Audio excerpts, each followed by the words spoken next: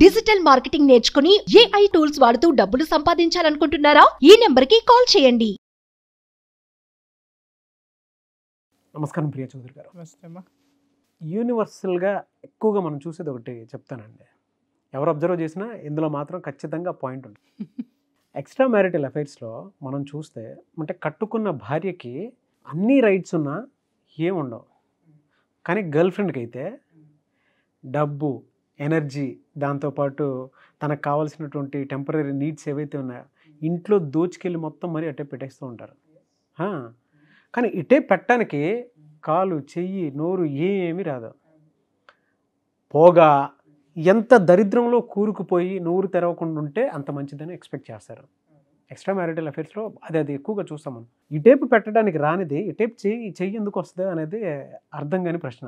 ఇవాళ ఎక్కువ ఫ్యామిలీస్లో బాధపడిపోయి కుటుంబాలు నలిగిపోయి వీధిని పడ్డ జీవితాలు చాలా చూస్తాం మనం. ఇలా ఎందుకు జరుగుతుందండి? నాగరాజు, భార్య అనేది జీవితాన్ని పంచుకోవడానికి వస్తుంది. Okay, well wisher, she is well wisher for everything. నా భర్త బాగుంటే చాలు, నా భర్తను నేను కష్టపెట్టకుండా ఉంటే చాలు, నా భర్తది ఏదైనా నాదే కదా. ఒక నమ్మకము, ఒక వెల్ విషింగ్, రెండు కలిపి ఆవిడ్ని బానిస కింద చేస్తాయి. ఇప్పుడు మీరు అన్నారు గర్ల్ ఫ్రెండ్కి ఎట్లా వస్తాయి అనేసి. గర్ల్ ఫ్రెండ్ వచ్చేదే జేబు చూసి, గర్ల్ ఫ్రెండ్ వచ్చేదే జేబు నింపుకోవటం కోసం, గర్ల్ ఫ్రెండ్ వచ్చేదే ఆ యాటిట్యూడ్ తోటి వస్తుంది. కాబట్టి she knows that how to grab that. Okay, రెండో విషయం ఏంటి అని అంటే, నేను ఎప్పుడో ఒక సినిమా చూశాను సార్, చాలా సావిత్రి సినిమా, బహుశా అందరూ పాత వాళ్ళందరికీ గుర్తుండి ఉంటుంది.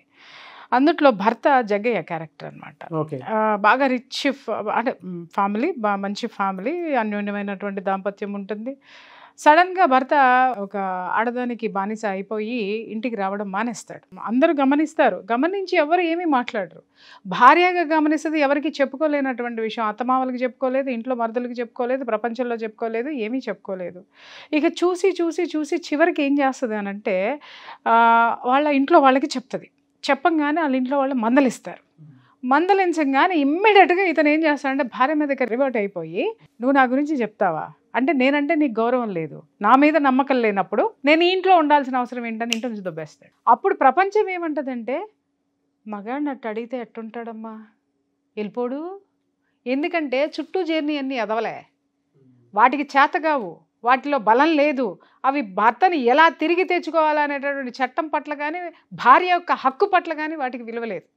వాటికి అవగాహన లేనటువంటి క్యారెక్టర్లన్నీ చేరిపోయి, అదేంటమ్మా మగాడు చేస్తే చేశాడు అట్లా అంటావా, ఇప్పుడు ఇంట్లో నుంచే వెళ్ళిపోయినాడు కదా, నువ్వే చేసుకున్నావు, తిరిగి ఉల్టా మాట్లాడుతూ ఉంటారనమాట.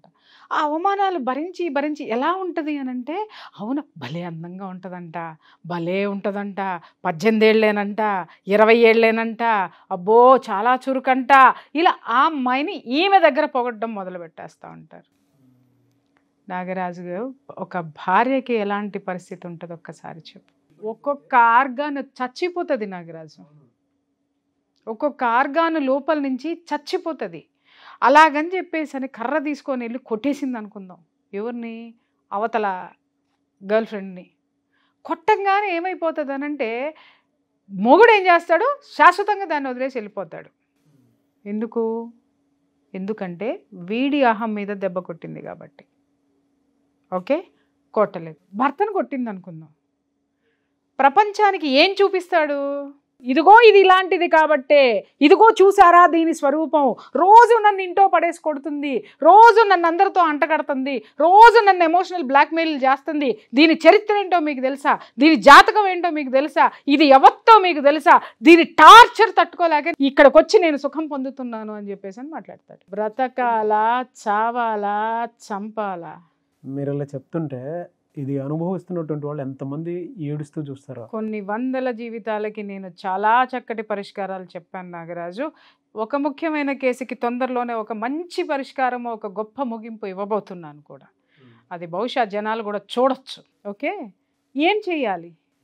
ఈమె ఏమి చేసినా దాన్ని ఉల్టా ప్రపంచానికి పరిచయం చేయంగానే జనమందరికీ ఏమవుతుంది అనంటే, ఒక మగాడి మీద మగాడు చేస్తాడు, మగాడు చేశాడేమో, ఈమె ఏంటి నేను భార్యని అని చెప్పేసి అరిచి గీ పెట్టినా కూడా ప్రపంచము మగాడికి ఎంత సానుభూతి చూపిస్తుందో. అప్పుడు ఏం చేస్తుందంటే సావిత్రి, అసలు ఏంటిది, ఎందుకు, అరే ఒక భార్యలో ఉండనటువంటిది అవతల వీళ్ళల్లో ఏముంటుంది అది తెలుసుకుందామని వేశ్య దగ్గరికి పోతుంది. వేశ్య దగ్గరికి పోయినప్పుడు అదొకటి చెప్తుంది, నిజమే మీరు మహానుభావులు, అంకితమై ఉంటారు, మీరు పతివ్రతలు, మీరు మీ కాలిగోటికి మేము సరిపోము, కానీ మా కాళ్ళ దగ్గరే ఒక మగాడు ఉంటాడు. కారణం ఏంటంటే కుల స్త్రీలు చేయలేనటువంటివి మేము చేస్తాము, మీరు చెయ్యగలరా అనగానే ఒక్కసారి చచ్చిపోయి ఇలా కళ్ళు మూసేసుకుంటుంది అనమాట. ఏం చేస్తావు అని అడుగుతుంది. మందు కొడతాను అతనితో కూర్చొని, మీరు మందు తాగుతారా, ఇంకా ఏమో చెప్పబోతే ఆపేయి అని ఇంటికి వచ్చేస్తుంది. ప్రపంచము ఏమి చూస్తుంది అనంటే మగాడికి ఎక్కువ సుఖాన్ని ఇచ్చేటటువంటి పని ఆడది చేయాలనుకుంటారు, కానీ అంత సుఖాన్ని తీసుకోవడానికి, భార్య నుంచి తీసుకోవడానికి వీడికి ఉండాలిగా, భార్యను అలా వీడు తయారు చేసుకోవాలిగా. లేదు, భార్య ఎంత ఇచ్చినా ఎంగిలి కూటికి ఆశపడే కుక్కలు కొన్ని ఉంటాయి, అవి ఎంగిలి ఇస్తరాకుల వైపుకే పోతాయి. పైగా దాన్ని ప్రసాదం కింద జనాన్ని, ఊరిని, జనాలని మభ్య పెడతాయి, అబద్ధాన్ని అద్భుతంగా ప్రజెంట్ చేస్తాయి. అర్థమైందా నాగరాజు? కానీ నిజం అనేది ఎలాంటిది, నిప్పు లాంటిది. నిజంగా ఈ భార్యలో అస్తిత్వం ఉన్న, చీము నెత్తురు ఉన్న, ఆత్మగౌరవం ఉన్న, ఏమంటున్నాను, అస్తిత్వం, చీము నెత్తురు, ఆత్మగౌరవం ఏది ఉన్నా కూడా రోడ్డు మీద వేసి తన్నండి, పరువులు పోతాయని నోరు మూసుకున్న కూర్చున్నటువంటి ఆడవాళ్ళు సంవత్సరాల తరబడి ఈ నరకాన్ని అనుభవిస్తున్నారు నాగరాజు, నరకాన్ని అనుభవిస్తున్నారు. శారీరక సుఖం ఇవ్వడు, ఇంట్లో ఒక రూపాయి ఇవ్వడు, పిల్లల్ని చూడడు, ఏమన్నంటే ప్రపంచంలో అదే చెడ్డది అని చెప్పేసి అని ప్రూవ్ చేసుకుంటూ పోతున్నారు. కుక్కని కొట్టినట్టు కొట్టండి. ఎందుకనంటావేమో, నువ్వు కొట్టకపోయినా కొంపలో కూర్చున్నా నీకెవడు తీసుకొచ్చి కీర్తి కిరీటాలు ఇవ్వడం, నిన్నెవడు పోషించడు, నిన్నెవడు ఏమీ చేయడు. అట్లీస్ట్ నువ్వు ఒక ధైర్యంగా ఒక స్టెప్ ఏదైతే నువ్వు తీసుకుంటావో నీ అస్తిత్వము, నీ ధైర్యము, నీ బలం, నీ బలగం ఏమిటో కనీసం వాడికి నువ్వు చూపించిన వాడి అవుతావు. దెబ్బకి సమాజం ఎందుకు దిగిరాదు, దెబ్బకి నీ హక్కులు ఎందుకు రావు, కొట్టి చూడు. మహా అయితే పోలీస్ స్టేషన్లో చిన్న పనిష్మెంట్ ఉంటుందేమో, కోర్టుకి వెళ్ళిన తర్వాత ఎందుకు కొట్టావు అని అడిగితే మొత్తం చరిత్ర అంతా వస్తుంది నాగరాజు. కోర్టు ఏమి అవతలాడు చెప్పిందే నమ్మి ఈవిడికి శిక్ష ఇది కదా, ఈవిడికి శిక్ష వేసినా వాడు ఎంత ఎదవనేది కూడా అక్కడ ప్రూవ్ అవుతుంది కదా. కనీసము ఇలా బాధపడుతున్న ఆడవాళ్ళందరి ఆశీర్వాదాలు ఉంటాయి. ఇలా చాలామంది కూడా వాళ్ళ జీవితాలని సక్రమంగా ఒక దారిలో పెట్టుకునేటటువంటి అవకాశాలు బోల్డ్ ఉంటాయి. ఎందుకంటే కేసులు చూసి విసిగిపోయాను, అసహ్యం వేస్తుంది నాకు. పోరాడలేనటువంటి అసహాయత స్థితిలో స్త్రీ ఉంటే దాన్ని అవకాశంగా మలుచుకొని తిరిగేటటువంటి ఇట్లాంటి వదిలిపెట్టకూడదు చెప్తున్నాను.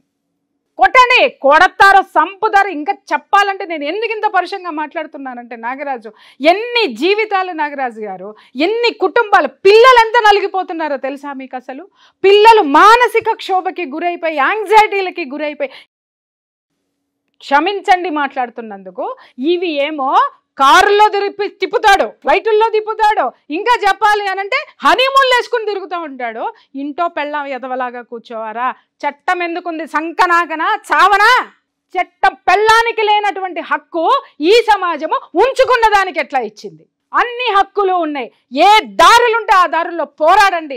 నిజంగా ఇలా కూర్చొని ఉన్నారు అని అంటే మాత్రం మీకంటే సిగ్గులేని జాతి, మీకంటే సిగ్గులేని చీవు నెత్తురులేని బతికే కంటే వాడినన్న దారిలో పెట్టండి. కాళ్ళు చేతులు నడు విరక్కొట్టి దారిలో పెట్టుకొని మీ జీవితాన్ని శభాష్గా మీరు ముందుకు తీసుకెళ్ళండి. లేకపోతే ఇంకా చచ్చిపోయామనుకొని బ్రతకండి. థ్యాంక్ యూ అండి. Thank you so much Priya Chaudhary గారు. Thank you.